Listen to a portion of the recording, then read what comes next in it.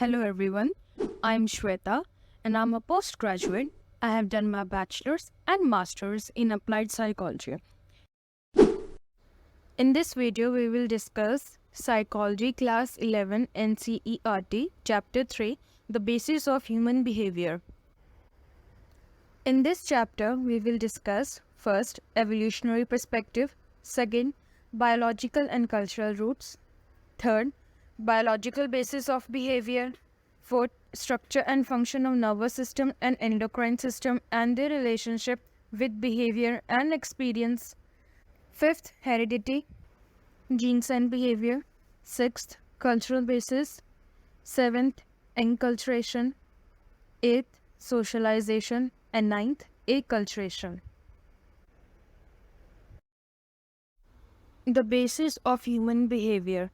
इस चैप्टर में ये समझाया गया है कि ह्यूमन बिहेवियर किस वजह से या किन कारणों से या कैसे डेवलप होता है, जैसे through evolution, biological processes and culture. इस चैप्टर में बेसिकली दो डिसिप्लिन्स पर फोकस किया गया है, first biology and second sociology and anthropology, to understand the human behaviour. First is evolutionary perspective. इसमें बताया गया है कि एवोल्यूशन का क्या रोल है इन फॉर्मिंग और developing the human behaviour in today's time.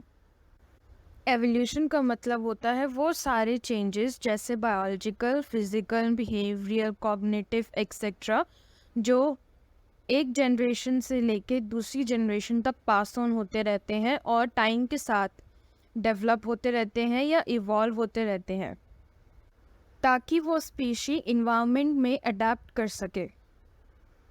एक प्रोसेस होता है नेचुरल सिलेक्शन जिसकी वजह से एवोल्यूशन होता है. नेचुरल सिलेक्शन का मतलब होता है कि कोई भी स्पीशी कैसे अपने इन्वायरमेंट में अडेप्ट करती है क्योंकि उसी इन्वायरमेंट में उस स्पीशी के एंसेस्टर्स ने सर्वाइव किया हुआ है और वो सर्वाइवल के जो टेक्निक्स है वो जीन्स के थ्रू उनकी जनरेशन में पास ऑन हुए हैं. फिर जैसे जैसे जनरेशन बढ़ती जाती है, नई नई जनरेशन आती जाती है, नेचुरल सिलेक्शन लीड करता है to the evolution of new species जो और इफ़ेक्टिवली और अच्छे से किसी पर्टिकुलर इन्वायरमेंट में अडेप्ट कर सकती है. फॉर एग्ज़ाम्पल, ऐसे कई सारे फीचर्स हैं जो आजकल के ह्यूमन बींग्स को उनके एंसेस्टर से डिफ्रेंशिएट यानी अलग करती हैं, जैसे बिगर एंड डेवलप्ड ब्रेन जिसमें कैपेसिटी है फॉर कॉग्निटिव बिहेवियर्स जैसे perception, memory, reasoning, problem solving and use of language for communication. Second is ability to walk upright on two legs यानी सीधे खड़े होकर दो पैरों पे अच्छे से चलना, this is physical change. And last is the free hand with a workable opposing thumb. इससे ये पता लगता है कि एवोल्यूशन की वजह से जो नेक्स्ट जनरेशन होती है उनमें कॉग्निटिव चेंजेस भी आते हैं और फिजिकल चेंजेस भी आते हैं. Second is biological and cultural roots.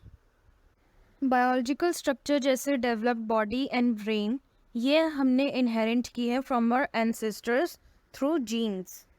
ये एक इम्पॉर्टेंट डिटर्मिनेंट भी है हमारे बिहेवियर का, क्योंकि सपोज अगर किसी में फॉल्टी जीन्स ट्रांसमिट हुए थ्रू द पेरेंट्स तो इसकी वजह से फिज़िकल डिसेबिलिटीज़ भी हो सकती है और साइकोलॉजिकल डिसेबिलिटीज़ भी हो सकती हैं जैसे मेंटल रिटार्डेशन या abnormal psychological symptoms. Another determinant is cultural system जो वेरी करता है फ्रॉम प्लेस टू प्लेस या from one population to another. कोई इंसान किस कल्चर में पला बड़ा है या फिर किस कल्चर से बिलोंग करता है ये भी बहुत मायने रखता है to develop a human behaviour. Third is biological basis of behaviour. अब हम फोकस करेंगे on the role of neurons, nervous system, central nervous system, brain and genes on the human behaviour, कि कैसे ये सारे एक ह्यूमन बिहेवियर को develop करते हैं या फॉर्म करते हैं. First is neurons. न्यूरॉन्स एक बेसिक यूनिट होते हैं नर्वस सिस्टम का और कई सारे न्यूरॉन्स मिलके एक नर्वस सिस्टम बनाते हैं. न्यूरॉन्स आर स्पेशलाइज्ड सेल्स, यानी न्यूरॉन्स का सिर्फ एक ही काम होता है, जो स्टिमुलाई से इंफॉर्मेशन मिली है उसको इलेक्ट्रिकल इम्पल्सेस में कन्वर्ट करना, और इस इलेक्ट्रिकल इम्पल्स को रिसेप्शन करना, कंडक्शन करना और ट्रांसमिशन करना। रिसेप्शन मतलब रिसीव करना, कंडक्शन मतलब बनाना, एंड थर्ड इज ट्रांसमिशन, यानी ब्रेन टू नर्वस सिस्टम या nervous system to brain transfer करना। सबसे पहले इंफॉर्मेशन सेंस ऑर्गन पे पहुंचती है, फिर सेंस ऑर्गन से न्यूरॉन्स इंफॉर्मेशन को लेते हैं और कन्वर्ट करते हैं इनटू इलेक्ट्रिकल इम्पल्सेस, और कई सारे न्यूरॉन्स मिलके इस इंफॉर्मेशन को ट्रांसमिट करते हैं यानी ट्रांसफ़र करते हैं to the central nervous system यानी ब्रेन या स्पाइनल कॉर्ड में, और फिर वो इंफॉर्मेशन नर्वस सिस्टम में किसी मोटर ऑर्गन में जाती है यानी मसल या ग्लैंड्स में, जिसकी वजह से हम बिहेव करते हैं, एक्शन लेते हैं या रिस्पॉन्स करते हैं टू दैट स्टिमुलाई या इंफॉर्मेशन। एक नर्वस सिस्टम में of one human being there are 12 billion neurons. इन 12 बिलियन न्यूरॉन्स में 3 मेन या कॉमन फंडामेंटल कंपोनेंट्स होते हैं। First soma, second dendrites and third axon. Soma एक सेल बॉडी होती है जिसमें एक नर्व सेल होता है और इसमें न्यूक्लियस भी होता है। इसमें जेनेटिक मटेरियल होता है और ये तब काम करता है या एक्टिवली इंगेज हो जाता है during the process of cell reproduction and protein synthesis. Soma में साइटोप्लाज्म होता है यानी सेल फ्लूइड होता है of the neuron. Second is dendrites, ये एक ब्रांच की तरह दिखता है और ये सोमा से एमिनेट होता है यानी निकलता है या प्रोड्यूस होता है। इसका काम होता है या फंक्शन होता है to receive ends of a neuron, यानी ये बेसिकली काम करता है एक न्यूरॉन को दूसरे न्यूरॉन से कनेक्ट होने में, और सेंस ऑर्गन से या तो डायरेक्टली इंफॉर्मेशन लेने के लिए या फिर न्यूरॉन्स के थ्रू इंफॉर्मेशन पास ऑन करना is a function of dendrites. In simple words, dendrites का काम हो गया फॉर रिसेप्शन, और ये एक्टिव हो जाते हैं जैसे ही कोई भी इलेक्ट्रोकेमिकल या बायोकेमिकल फॉर्म में कोई सिग्नल इनको मिलता है। सो किसी भी न्यूरॉन में जब इंफॉर्मेशन मिलती है या तो directly from the sense organ या फ्रॉम अनदर न्यूरॉन, तो सबसे पहला स्टेप होता है डेंड्राइट्स के थ्रू इंफॉर्मेशन पास ऑन होना to the soma and then axon, और एंड में ये इंफॉर्मेशन जाती है या तो दूसरे न्यूरॉन को या फिर सीधा किसी मसल को। Third is axon. एक्सॉन का काम होता है इंफॉर्मेशन को कंडक्ट करना या ले जाना to another part of axon, that is terminal buttons. इन टर्मिनल बटन से इंफॉर्मेशन जाती है या तो दूसरे न्यूरॉन्स को या फिर किसी ग्लैंड या मसल में डायरेक्टली। जब इंफॉर्मेशन दूसरे न्यूरॉन में पास होती है फ्रॉम वन न्यूरॉन, तो उस न्यूरॉन में भी वही सेम प्रोसेस होता है, यानी पहले dendrite, second soma and then axon and then terminal buttons. ये प्रोसेस तब तक चलता रहता है जब तक वो इंफॉर्मेशन या तो ब्रेन तक या फिर किस सेंट्रल नर्वस सिस्टम या मसल या ग्लैंड तक नहीं पहुंच जाती है, और उस रास्ते के बीच में कई सारे न्यूरॉन्स होते हैं जिनमें इंफॉर्मेशन पास ऑन होती रहती है through electronical impulses. Axon nerves का एक बंडल होता है जिसके थ्रू इंफॉर्मेशन एक ही न्यूरॉन में ट्रैवल करती है या कंडक्ट होती है। नर्व्स दो तरह के होते हैं, first sensory and second motor. Sensory nerves को एफेरेंट नर्व्स भी कहते हैं, जो इंफॉर्मेशन को कैरी करते हैं from sense organs to central nervous system, और फिर ये इंफॉर्मेशन सेंट्रल नर्वस सिस्टम से मसल्स या ग्लैंड्स में पहुंचती है। सेकेंड इज़ मोटर नर्व, जो भी हमारी मूवमेंट्स या कोई भी फिजिकल रिस्पॉन्सेस से रिलेटेड इंफॉर्मेशन होती है उसको मोटर नर्व कंडक्ट करता है थ्रू न्यूरल कमांड्स, जो डायरेक्ट करते हैं, कंट्रोल करते हैं और रेगुलेट करते हैं हमारी मूवमेंट या फिजिकल रिस्पॉन्सेस को। इन summary, neuron consist of 3 basic elements. First, dendrites, जो ब्रांच लाइक स्ट्रक्चर्स होते हैं जो सोमा से प्रोड्यूस होते हैं, और सबसे पहले इंफॉर्मेशन डेंड्राइट्स को मिलती है। फिर वो इंफॉर्मेशन पास ऑन होती है टू द सेकेंड सोमा, जो सेल बॉडी होते हैं, और इसमें न्यूक्लियस होता है और सोमा में जेनेटिक मटेरियल होता है। और फिर यहाँ से इंफॉर्मेशन एक्सॉन तक पहुँचती है, और ये एक्सॉन एक नर्व का बंच लाइक सिस्टम या फिर एक पाइल सा होता है, जिससे इंफॉर्मेशन एक्सॉन के दूसरे पॉइंट यानी टर्मिनल बटन्स तक पहुँचती है। और फिर टर्मिनल बटन्स तक इंफॉर्मेशन या केमिकल रिस्पॉन्स या इम्पल्स दूसरे न्यूरॉन तक पहुंचता है या फिर किसी मसल या ग्लैंड में पहुंचता है। एक्सॉन में जो नर्व्स होते हैं वो नर्व्स 2 टाइप के होते हैं, first sensory and second motor. Sensory nerves को एफेरेंट नर्व्स कहते हैं, जो सेंस ऑर्गन से इंफॉर्मेशन सेंट्रल नर्वस सिस्टम तक पहुंचाता है, और फिर सेंट्रल नर्वस से मसल या ग्लैंड्स में पहुंचाता है। सेकेंड इज मोटर नर्व्स, जो हमारी मूवमेंट या फिजिकल रिस्पॉन्सेस को डायरेक्ट, कंट्रोल या रेगुलेट करते हैं। Next is nerve impulse. अब जो इंफॉर्मेशन नर्वस सिस्टम में ट्रैवल करती है वो ट्रैवल करती है in the form of nerve impulse. जब कोई इंफॉर्मेशन स्टिमुलस से सेंसरी ऑर्गन्स तक पहुंचती है और फिर सेंसरी ऑर्गन से रिसेप्टर्स पर पहुंचती है, यानी न्यूरॉन की सरफेस तक पहुंचती है, in the form of electrical potential. अगर ये इलेक्ट्रिकल चेंजेस बहुत एनर्जेटिक होते हैं यानी एकदम से हो जाते हैं, तो वो नर्व इम्पल्स जनरेट होता है, यानी वो एक नर्वस सिस्टम में, मतलब जो न्यूरॉन्स में इंफॉर्मेशन बनना शुरू हो जाती है। अगर वो इलेक्ट्रिकल चेंज वीक है या बहुत कम है तो वो इंफॉर्मेशन बननी नहीं होती है। इन सिंपल वर्ड्स, जैसे एनर्जी होती है ऑफ द इलेक्ट्रिकल चेंजेस, वो डिसाइड करती है कि हम उस स्टिमुलस को इग्नोर करेंगे या कंसीडर करेंगे। तो जो नर्व फाइबर होता है वो वर्क करता है on the principle of all और नन प्रिंसिपल, यानी या तो वो स्टिमुलस को रिस्पॉन्ड करेंगे या फिर बिल्कुल भी रिस्पॉन्ड नहीं करेंगे।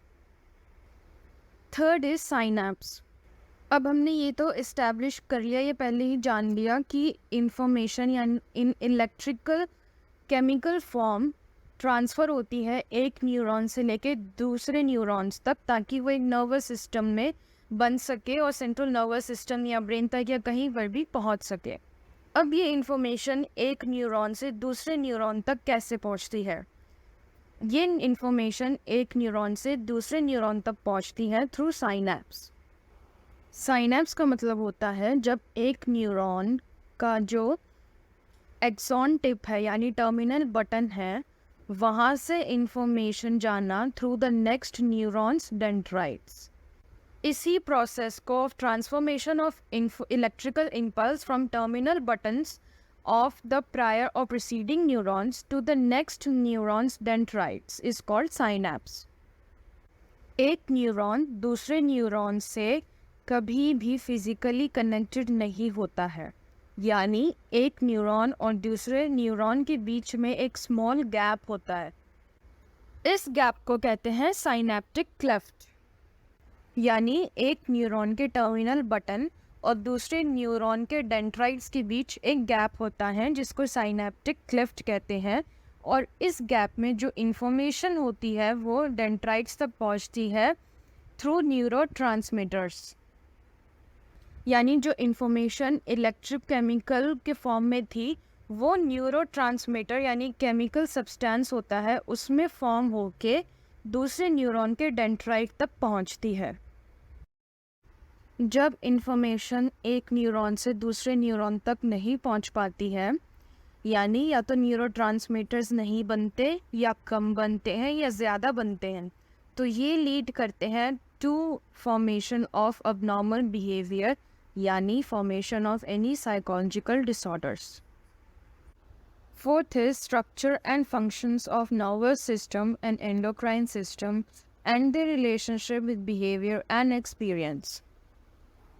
Both nervous system and endocrine system plays a very important role in shaping या forming of human behavior and experiences. Because nervous system role play करता है in transmission, conduction and reception of information. And secondly, endocrine system role play करता है in forming या secreting hormones. First is nervous system. एक human being का nervous system बहुत ही complex और एडवांसली डेवलप्ड होता है compare to the other living creatures. Nervous system दो पार्ट्स में डिवाइडेड है. फर्स्ट सेंट्रल नर्वस सिस्टम यानी CNS and second peripheral nervous system यानी PNS. सेंट्रल नर्वस सिस्टम में ब्रेन और स्पाइनल कॉर्ड इन्वॉल्व होते हैं और पेरिफेरल नर्वस सिस्टम में होता है somatic nervous system and autonomic nervous system जो फर्दर सब डिवाइडेड है. सोमैटिक नर्वस सिस्टम में वॉलेंट्री एक्शंस होता है whereas peripheral nervous system में इनवॉलेंट्री एक्शंस होते हैं. पेरिफेरल नर्वस सिस्टम में सारे न्यूरॉन्स और नर्व फाइबर्स होते हैं जो कनेक्ट करते हैं to the central nervous system और फिर सेंट्रल नर्वस सिस्टम को to the rest of the body. First is somatic nervous system. Somatic nervous system में दो टाइप के नर्व्स होते हैं. First cranial and second spinal. Cranial nerves के 12 sets होते हैं जो एमिनेट होते हैं या प्रोड्यूस होते हैं और रीच करते हैं to different locations of the brain. Cranial nerves 3 types के होते हैं. First sensory, second motor and third mixed. Sensory nerve sensory information को रिसीव करता है या कलेक्ट करता है फ्रॉम हेड रीजन जैसे vision, audition, smell, taste, touch etcetera और फिर इनको कैरी करता है to the brain. Motor nerves motor impulses को कैरी करता है जो ब्रेन से ओरिजिनेट होते हैं to the muscles of the head region. For example eyeball की मूवमेंट जो वॉलेंट्री है वो कंट्रोल करता है motor cranial nerves. Mixed nerves में दोनों सेंसरी और मोटर फाइबर्स होते हैं जो सेंसरी एंड मोटर दोनों इंफॉर्मेशन को कंडक्ट करते हैं to and from the brain. Second is spinal nerves. इसके 31 सेट्स होते हैं जो स्पाइनल कॉर्ड से निकलते हैं और स्पाइनल कॉर्ड तक ही पहुंचते हैं. स्पाइनल नर्व्स के हर एक सेट में 2 तरह के नर्व्स होते हैं, वही sensory and motor nerves. Spinal nerves के 2 मेन फंक्शंस हैं. फर्स्ट जो सेंसरी फाइबर्स हैं और स्पाइनल नर्व्स वो सेंसरी इंफॉर्मेशन कलेक्ट करते हैं from all over the body except the head region और फिर उस इंफॉर्मेशन को सेंड करते हैं टू द स्पाइनल कॉर्ड जो फिर इंफॉर्मेशन को कैरी करता है to the brain. Second is brain से मोटर नर्व्स की जो इंफॉर्मेशन है वो सेंड होती है to the muscle with the help of motor fibres of the spinal nerves. In summary somatic nervous system का काम है सेंसरी और मोटर इंफॉर्मेशन को रिसीव करना या कंडक्ट करना to and from the brain to the head region and to the rest of the body. Secondly somatic nervous system में 2 type के नर्व्स होते हैं. First cranial nerves and second spinal nerves. Cranial nerves का focus होता है head region की sensory and motor information पर. Next spinal nerves. इसका मेन फोकस होता है on the sensory and motor information of the rest of the body जो या तो ब्रेन से निकलती है या फिर ब्रेन तक पहुंचती है except the head region. Second subtype of peripheral nervous system is autonomic nervous system. Autonomic nervous system में वो सारी activities होती है जो डायरेक्ट कंट्रोल में नहीं होती है ऑफ द इंडिविजुअल्स यानी involuntary activities. The function of the autonomic nervous system is it controls the internal functions जैसे breathing, blood circulation, salivation, stomach contraction and emotional reactions. ये सारे involuntary functions होते हैं. Autonomic nervous system के 2 divisions हैं यानी 2 subtypes हैं. First sympathetic division and second parasympathetic division. और ये दोनों डिवीजन एक साथ काम करते हैं to maintain a state of equilibrium, दो इन दोनों का फंक्शन एक दूसरे से बिल्कुल अलग होता है। सिंपैथेटिक डिवीजन डील करता है इमरजेंसीज के साथ, यानी वो सारे एक्शन जो क्विक और पावरफुल होते हैं वो लेता है सिंपैथेटिक डिवीजन, जैसे फाइट और फ्लाइट सिचुएशन। इस इमरजेंसी सिचुएशन के दौरान या तो डाइजेशन रुक जाता है, ब्लड फ्लो करता है from internal organs to the muscles, breathing rate बढ़ जाता है या कम हो जाता है, ऑक्सीजन की सप्लाई में दिक्कत हो जाती है, हार्ट रेट बढ़ता है या कम हो जाता है, स्लो हो जाता है, या फिर ब्लड शुगर इंक्रीज हो जाता है। वेयर एज इसी टाइम के दौरान जो सिंपैथेटिक नर्वस सिस्टम होता है वो एनर्जी को कंजर्व करके रखता है। जब ये इमरजेंसी सिचुएशन कम हो जाती है तो पैरासिम्पैथेटिक डिवीजन अपना रोल प्ले करना स्टार्ट कर देता है और बॉडी को वापस नॉर्मल फंक्शन में या नॉर्मल कंडीशन में लाने में हेल्प करता है। In summary peripheral nervous system का काम होता है to control voluntary and involuntary movements and deal with emergency situations. Next is central nervous system. Central nervous system में इंक्लूड होते हैं ब्रेन एंड स्पाइनल कॉर्ड, और ये दोनों बहुत इम्पॉर्टेंट रोल प्ले करते हैं in transmission of information. Central nervous system में इंक्लूड होती है sensory information, second cognitive activities and third motor commands to muscles and glands. First part of the central nervous system is brain. Let's discuss about brain and different behaviours related to different parts of the brain। जैसा हमने सबसे पहले chapter की starting में पढ़ा था कि evolution की वजह से ह्यूमन का जो ब्रेन है वो साइज़ में बड़ा होता गया है और उसकी जो एबिलिटीज है टू परफॉर्म कॉग्निटिव फंक्शंस वो भी विद टाइम इंक्रीज होती गई हैं। अब हम डिस्कस करेंगे कि कौन से ब्रेन के पार्ट्स कौन कौन से फंक्शंस परफॉर्म करते हैं। So the brain is divided into three parts. First, hindbrain, second, midbrain and third, forebrain.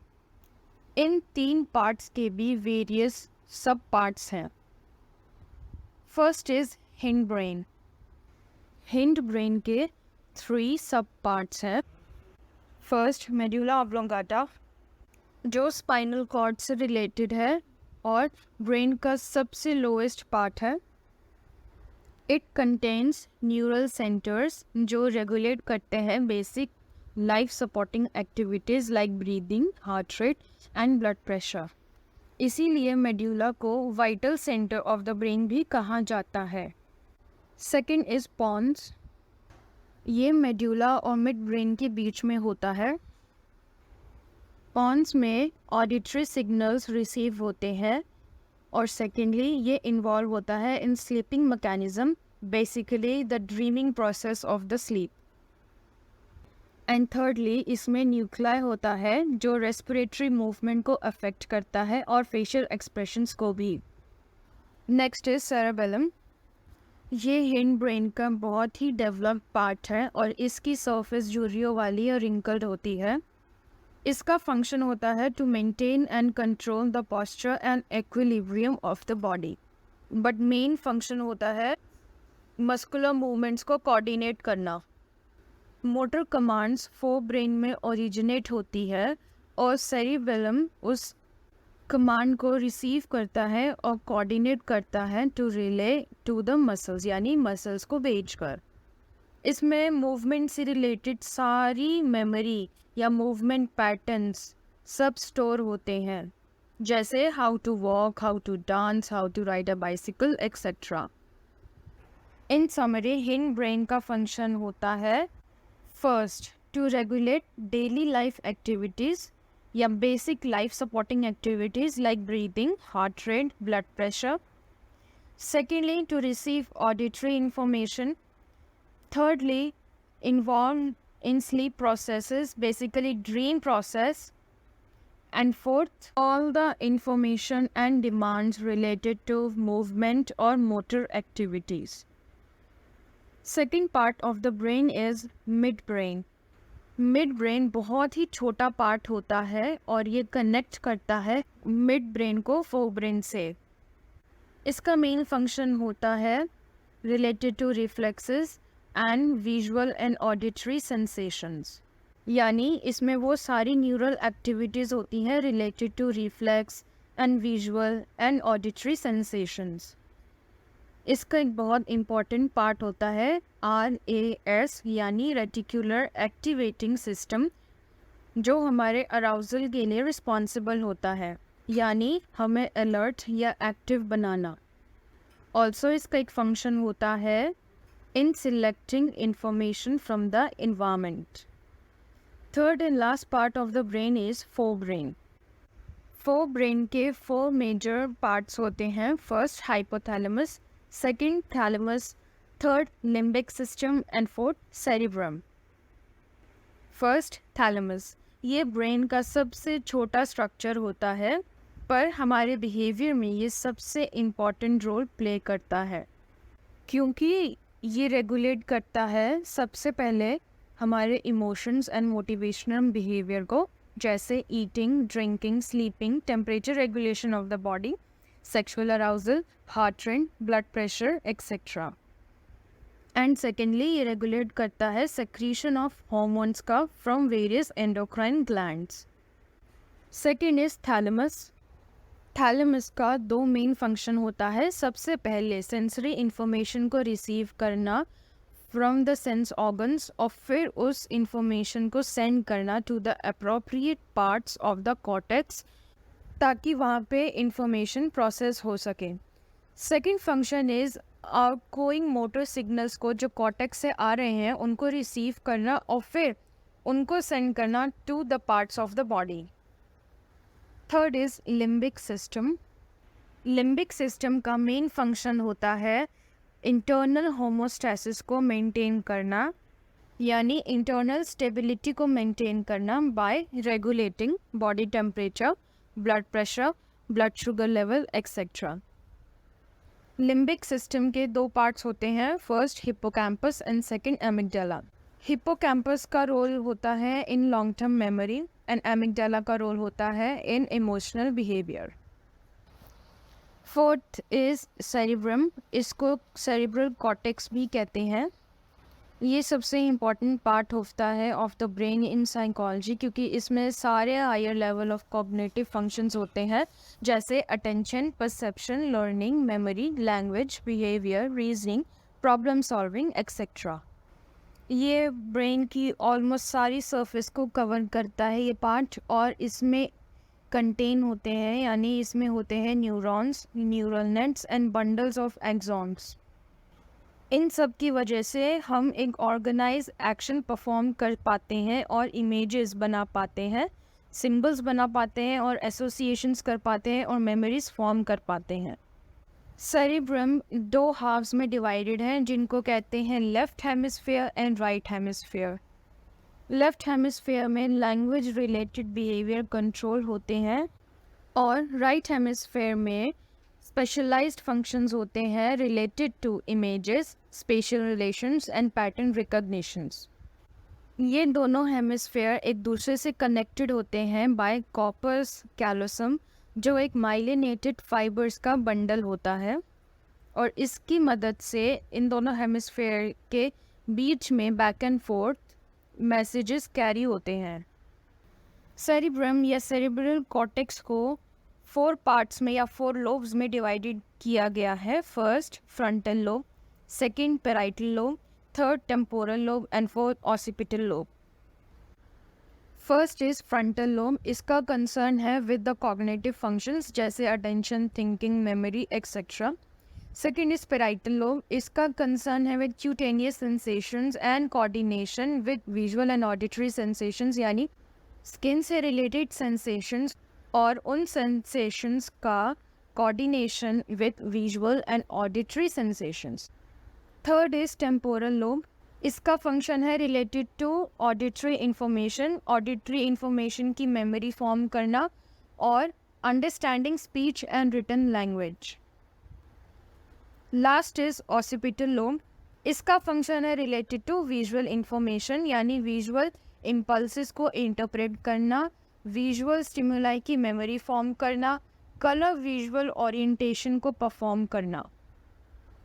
In summary four brains के 4 पार्ट्स होते हैं। First hypothalamus, second thalamus, third limbic system and fourth cerebrum.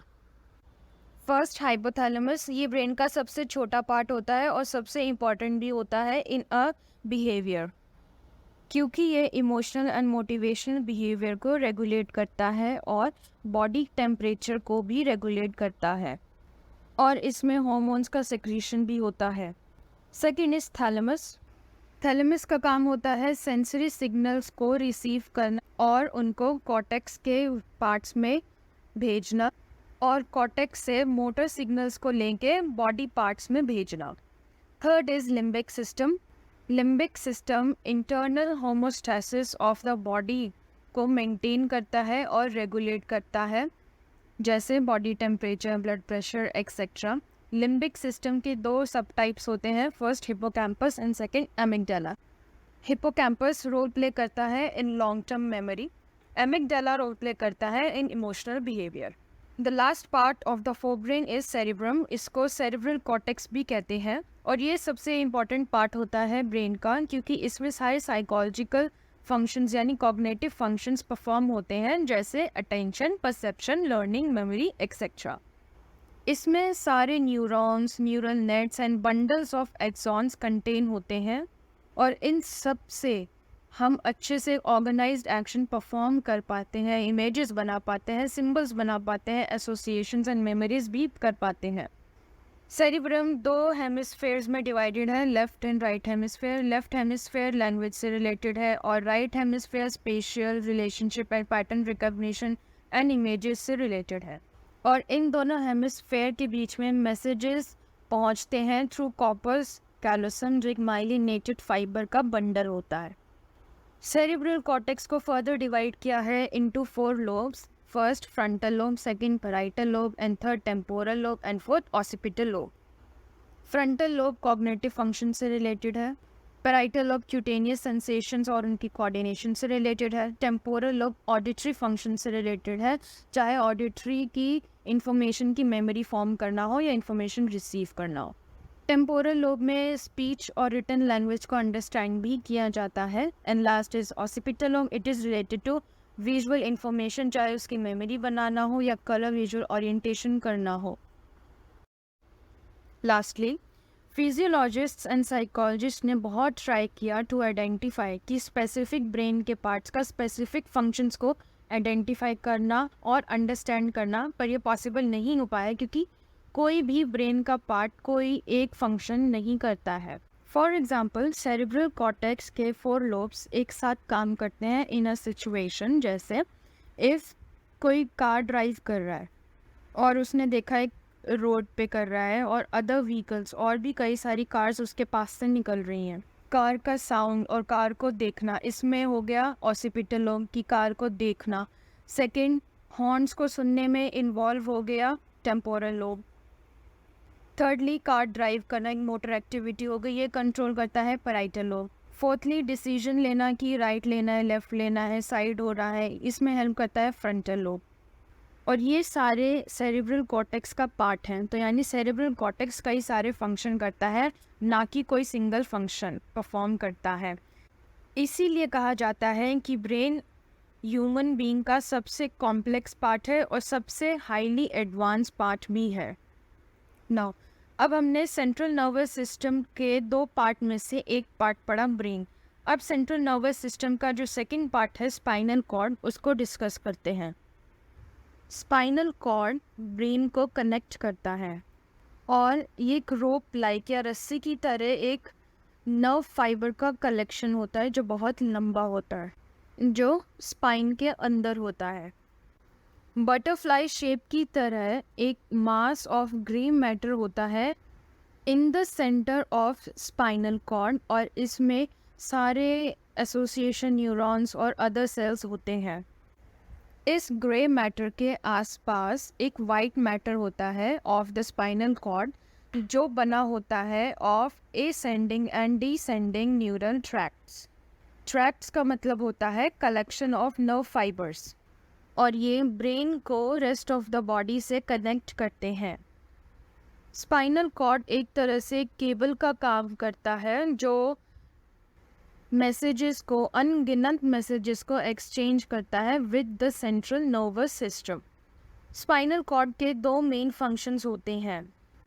सबसे पहला function होता है sensory impulses को carry करना from lower parts of the body to the brain, यानी जो लोअर पार्ट से जो भी सेंसरी इम्पल्सेस आ रहे हैं उनको ब्रेन तक पहुंचाना, और जो मोटर इम्पल्सेस ओरिजिनेट होते हैं ब्रेन में उनको पूरी बॉडी में पहुंचाना। बेसिकली सेंसरी इम्पल्सेस को ब्रेन तक पहुंचाना बॉडी से, और मोटर इम्पल्सेस को ब्रेन से बॉडी तक पहुंचाना। And the second function is performing simple reflexes जो ब्रेन को इन्वॉल्व नहीं करते, जैसे sensory nerve, motor nerve and association between neurons of the grey matter of the spinal cord. In summary, spinal cord एक रस्सी या रोप लाइक कलेक्शन होता है ऑफ नर्व फाइबर्स। ये ब्रेन को रेस्ट ऑफ द बॉडी से connect करता है, और ये एक एज अ पैसेज काम करता है जो सेंसरी इंफॉर्मेशन को बॉडी पार्ट से ब्रेन तक पहुंचाता है, एक्सेप्ट द हेड रीजन, और ब्रेन से जो मोटर इम्पल्सेस होते हैं उनको बॉडी में पहुंचाता है। और इसमें और भी कई सारे सिंपल रिफ्लेक्सेस इन्वॉल्व होते हैं जो ब्रेन को इन्वॉल्व नहीं करते। Next is reflex action. Reflex का मतलब होता है इनवॉलेंट्री एक्शन जो बहुत अचानक से और एक अलग या स्पेसिफिक काइंड का होता है, और ये रिफ्लेक्स एक्शन हमारे कंट्रोल में नहीं होता है, इसलिए इसको इनवॉलेंट्री कहते हैं। क्योंकि ये ऑटोमेटिकली होता है और विदाउट एनी डिसीजन के होता है। फॉर एग्ज़ाम्पल, एकदम से एक बॉल तुम्हारी तरफ आ रही है तो तुम अपने आप को हाथ या तो ऊपर बढ़ाओगे या फिर आई ब्लिंक करोगे, तो एक रिफ्लेक्स एक्शन हो गया। इसका मेन पर्पस होता है किसी ऑर्गेनिज्म को प्रोटेक्ट करना फ्रॉम द पोटेंशियल थ्रेट्स और लाइफ को प्रिजर्व करना। जैसा कि हमने अभी डिस्कस किया था कि बिहेवियर और एक्सपीरियंस डेवलप होते हैं from endocrine system and nervous system. हमने नर्वस सिस्टम अभी डिस्कस किया कि नर्वस सिस्टम दो टाइप का होता है, डिवाइडेड है, central nervous system and peripheral nervous system, और ये फर्दर डिफरेंट सब पार्ट्स में डिवाइडेड है, और इसमें ब्रेन, स्पाइनल कॉर्ड्स वगैरह इन्वॉल्व होते हैं, और उनके क्या क्या फंक्शन है जो हमारे एक्सपीरियंस या बिहेवियर को रेगुलेट करते हैं। नेक्स्ट इज एंडोक्राइन सिस्टम, यानी हॉर्मोन्स का क्या रोल है in behaviour and experiences of the human behaviour. Endocrine gland का एक बहुत इंपॉर्टेंट रोल होता है इन डेवलपमेंट एंड बिहेवियर, क्योंकि ये स्पेसिफिक केमिकल सब्सटेंसेस या हॉर्मोन्स को रिलीज़ करते हैं, यानी सेक्रीट करते हैं, जो हमारे बिहेवियर को कुछ हद तक या काफ़ी हद तक कंट्रोल भी करते हैं। इन हॉर्मोन्स के डिसबैलेंस होने से, यानी या तो हॉर्मोन्स कम होने से या हॉर्मोन्स ज़्यादा होने से साइकोलॉजिकल डिसऑर्डर्स भी होते हैं, इसीलिए इनको समझा जाता है। ये हॉर्मोन्स या केमिकल सब्सटेंसेस पूरी बॉडी में सर्कुलेट होते हैं बाय द ब्लड स्ट्रीम, यानी ब्लड में मिलके ये सारे हॉर्मोन्स सेक्रीट होते हैं और सर्कुलेट होते हैं। Different types of endocrine glands मिलके बनाते हैं the endocrine system of the body, और ये एंडोक्राइन सिस्टम वर्क करता है विद द नर्वस सिस्टम, इसीलिए इसको कहते हैं neuro endocrine system. There are mainly 6 types of endocrine glands which forms the endocrine system. First is pituitary gland.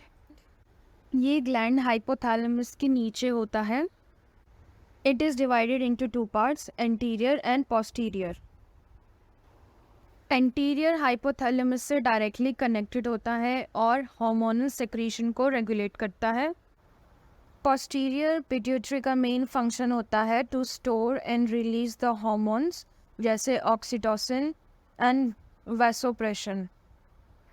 Pituitary gland को master gland भी कहा जाता है क्योंकि इसमें तो कई सारे हॉर्मोन्स रिलीज होते हैं जैसे ग्रोथ हार्मोन, और ये डायरेक्ट और रेगुलेट करता है अदर एंडोक्राइन ग्लैंड्स के हॉर्मोन्स का सिक्रीशन का। सेकेंड इज थायराइड ग्लैंड, जो थायरॉक्सिन हार्मोन को रिलीज़ करता है और ये बॉडी के मेटाबॉलिक रेट को इन्फ्लुएंस करता है। थायरॉक्सिन सेक्रेट और रेगुलेट होता है बाय एंटीरियर पिट्यूटरी हार्मोन, जिसको कहते हैं थायराइड स्टिमुलेटिंग हार्मोन यानी TSH। इसका काम होता है मेंटेन करना एनर्जी प्रोडक्शन को, ऑक्सीजन कंजम्पशन को और बॉडी सेल्स में से वेस्ट को एलिमिनेट करना या हटाना। जब थायरॉक्सिन का कम प्रोडक्शन होता है या अंडर प्रोडक्शन होता है तो फिज़िकल और साइकोलॉजिकल लेथार्जी होती है यानी लेजीनेस होती है। Third is adrenal gland. इसके दो पार्ट्स होते हैं, एड्रीनल कॉर्टेक्स और एड्रीनल मेड्यूला, जो हर एक किडनी के ऊपर होते हैं। एंटीरियर पिट्यूटरी ग्लैंड एक हार्मोन रिलीज करता है, एड्रीनो कॉर्टिकोट्रॉफिक हार्मोन यानी ACTH, जो रेगुलेट करता है एड्रीनल कॉर्टेक्स के हार्मोन्स के सेक्रेशन को। एड्रीनल कॉर्टेक्स जो हार्मोन रिलीज करता है उसको कहते हैं कॉर्टिकॉइड्स, जो यूज़ होता है फिजियोलॉजिकल पर्पसेस के लिए, जैसे regulation of minerals in the body, जैसे sodium, potassium and chlorides. Whereas adrenal medulla secrete करता है दो हार्मोन्स को, epinephrine and nor epinephrine. Epinephrine को एड्रीनल भी कहते हैं और नॉर एपिनेफ्रिन को नॉर एड्रीनल भी कहते हैं। इन दोनों हार्मोन्स के सेक्रीशन से सिंपैथेटिक एक्टिवेशन होता है, जैसे increased heart rate, oxygen consumption, metabolic rate, muscle tone etcetera. Fourth is pancreas, जो स्टमक के पास होता है और फूड डाइजेशन में एक रोल प्ले करता है। ये एक हार्मोन रिलीज या सेक्रीट करता है जिसको कहते हैं इंसुलिन। इंसुलिन लिवर की हेल्प करता है ग्लूकोज को ब्रेक डाउन करने में, ताकि वो बॉडी में यूज़ किया जा सके या फिर स्टोर किया जा सके as glycogen in the liver. जब इंसुलिन का सेक्रेशन प्रॉपर अमाउंट में नहीं होता है, या तो कम होता है या ज़्यादा होता है या बिल्कुल भी नहीं होता है, तो होता है डायबिटीज़ यानी diabetic mellitus. Fifth is gonads, जो मेल्स में टेस्टीज होते हैं और फीमेल्स में ओवरीज होते हैं। इसमें जो हार्मोन्स रिलीज होते हैं वो कंट्रोल रेगुलेट करते हैं सेक्सुअल बिहेवियर्स को और रिप्रोडक्टिव बिहेवियर्स को। एंटीरियर पिट्यूटरी एक हार्मोन रिलीज करता है या सेक्रीट करता है गोनाडोट्रोफिक हार्मोन या GTH, जो गोनाड्स ग्लैंड के हार्मोन्स के सेक्रीशन को इनिशिएट करता है, मेंटेन करता है और रेगुलेट भी करता है। GTH प्यूबर्टी की एज में यानी 10 to 14 ईयर्स की एज में सेक्रीट होना शुरू हो जाता है। फीमेल्स में ओवरीज प्रोड्यूस करता है oestrogens and progesterone hormones.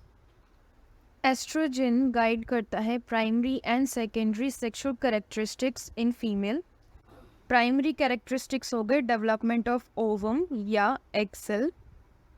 Secondary हो गए बॉडीली डेवलपमेंट, जैसे body contours, widen pelvis etcetera.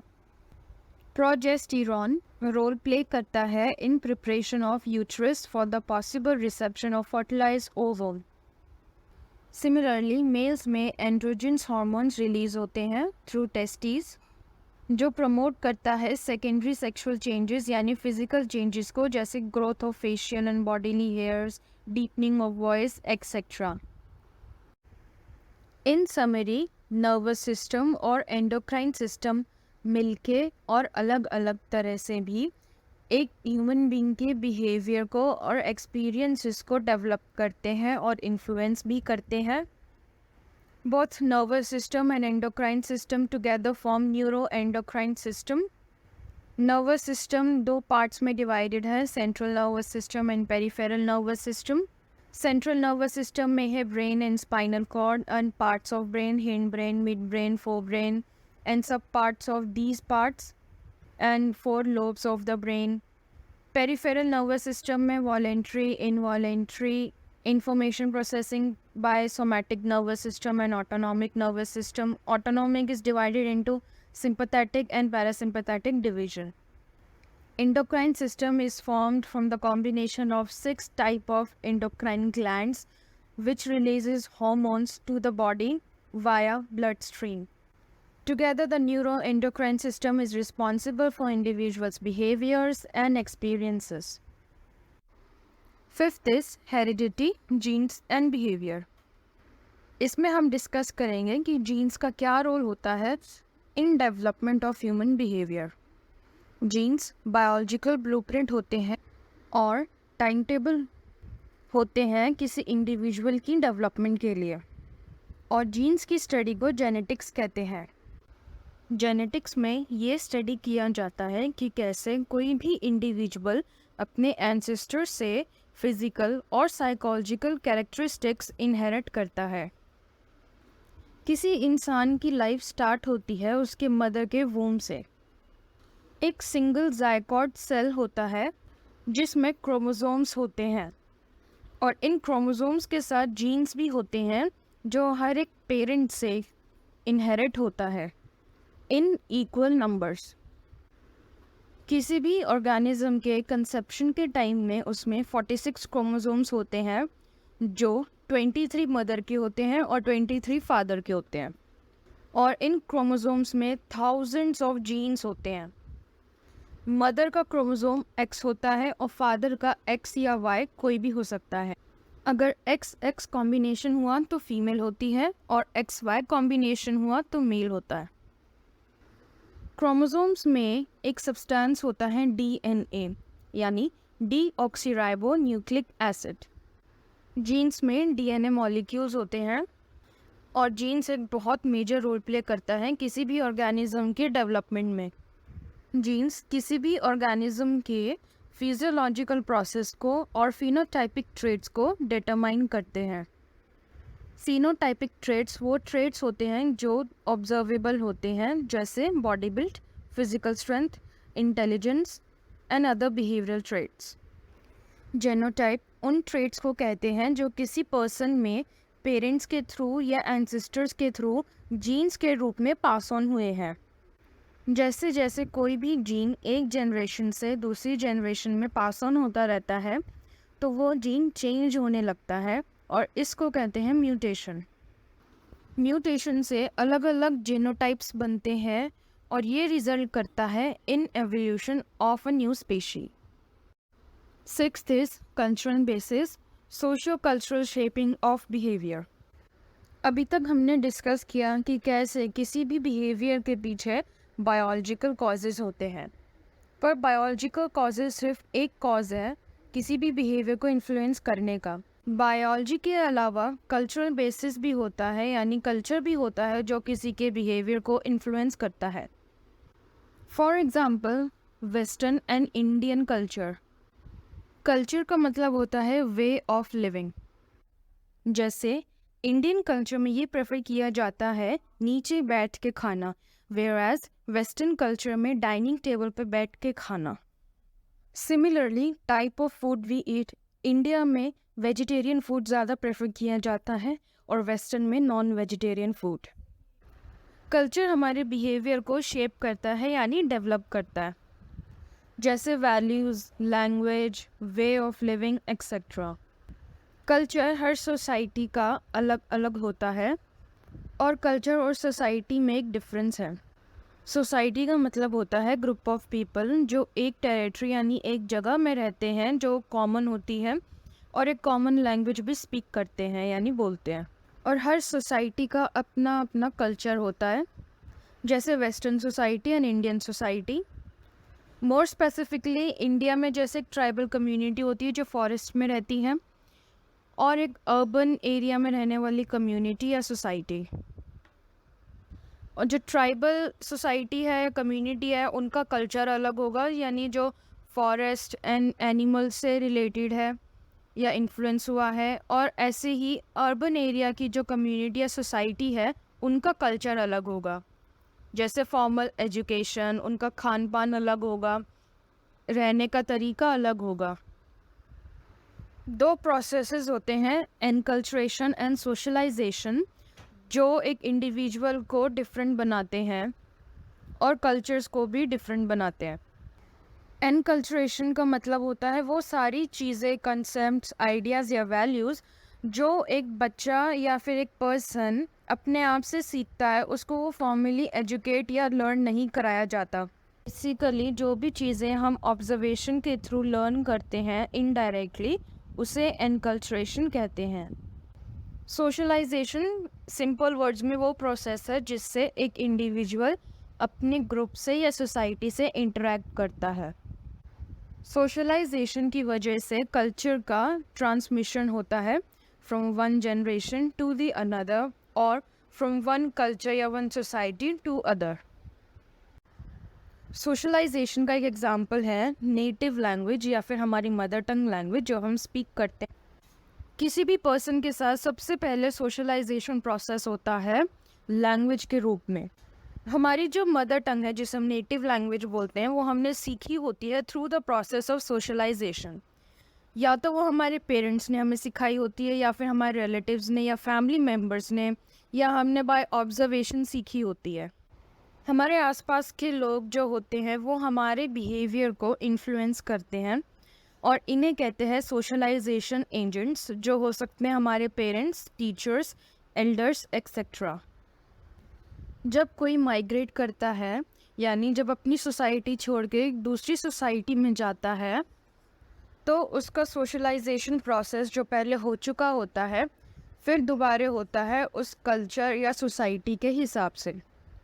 इस प्रोसेस को कहते हैं एकल्चरेशन, और ये एकल्चरेशन सोशलाइजेशन प्रोसेस को इन्फ्लुएंस करता है। एनकल्चरेशन और सोशलाइजेशन की वजह से हर सोसाइटी का बिहेवियर अलग भी होता है और कुछ कुछ सोसाइटीज़ का सेम भी होता है। कोई भी इंडिविजुअल सोशलाइजेशन एजेंट्स की वजह से सोशलाइज होता है। Following are some socialisation agents. First, parents. Parents का डायरेक्ट और बहुत इम्पॉर्टेंट इम्पैक्ट होता है इन चिल्ड्रंस डेवलपमेंट, क्योंकि पेरेंट्स ही होते हैं जो किसी बिहेवियर को इंकरेज करते हैं या फिर डेवलप करते हैं in their child by either punishing और giving rewards for that particular behaviour. कोई भी चाइल्ड ये सब सीखता है थ्रू वेरियस पेरेंटिंग स्टाइल्स। किसी भी पेरेंट का अपने चाइल्ड को इंटरेक्ट करना सिखाना, किसी इन्वायरमेंट में अडॉप्ट करना सिखाना, ये सब होता है parenting styles. Few parenting styles are authoritative, authoritarian, democratic or permissive, etc. Second is school. School में टीचर्स के थ्रू, पीयर्स के थ्रू, फॉर्मल एजुकेशन के थ्रू हम सोशलाइज होते हैं। जैसे स्कूल में पंक्चुअलिटी सिखाई जाती है, एक टाइम टेबल रूटीन फॉलो करना सिखाया जाता है। Third is peer group. Peer का मतलब होता है हमारे एज के आसपास के लोग। पीयर ग्रुप में से ही हम अपने फ्रेंड्स चूज़ करते हैं मोस्टली, जो हमें सोशलाइज करते हैं। पीयर ग्रुप से sharing, trust, mutual understanding etcetera जैसे क्वालिटी सीखते हैं। And fourth is media influences. Media जैसे television, newspaper, books, cinema etcetera, वो भी बहुत बड़ा रोल प्ले करते हैं सोशलाइज करने में। फॉर एग्ज़ाम्पल, अपने रोल मॉडल चूज़ करना, या फिर जैसे मीडिया में वायलेंस दिखाया जाता है थ्रू टेलीविज़न, वो भी चिल्ड्रन पे एक इम्पैक्ट डालता है, क्योंकि चिल्ड्रन ऑब्जर्वेशन के थ्रू लर्न करते हैं, और वायलेंस जब वो टेलीविज़न में ऑब्जर्व करेंगे तो वैसे ही एग्रेसिव बिहेवियर भी चिल्ड्रन अपने अंदर बनाएंगे या डेवलप करेंगे। Last is acculturation. दूसरे कल्चर के कॉन्टैक्ट से, यानी जो सेकेंडरी कल्चर होता है, उसमें जाने से या उसके कॉन्टैक्ट से जो नया कल्चर या वही कल्चर हम अपनाते हैं और जो उसकी वजह से साइकोलॉजिकल चेंजेस होते हैं, इसको एकल्चरेशन कहते हैं। ये डायरेक्ट भी हो सकता है और इनडायरेक्ट भी हो सकता है। डायरेक्ट हो सकता है माइग्रेशन की वजह से या फिर कोई जब अब्रॉड चला जाता है।